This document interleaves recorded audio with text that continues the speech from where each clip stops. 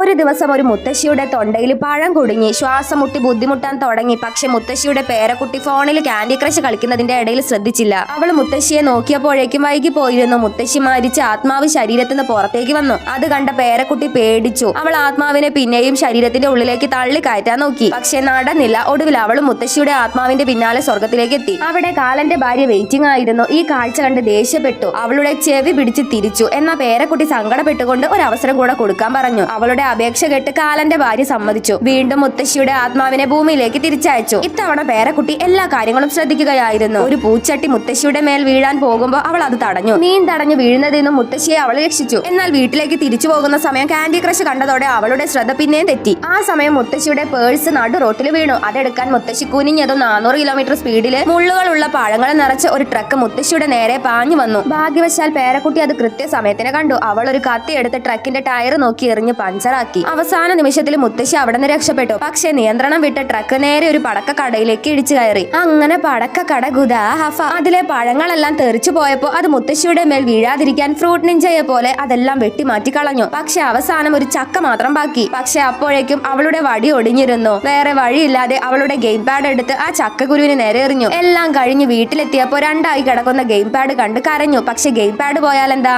അവളുടെ മുത്തശ്ശി ദൈവത്തിന്റെ ഫോട്ടോ മാറ്റി അവളുടെ ഫോട്ടോയാണ് അവിടെ വെച്ച് പൂജിക്കുന്നത്.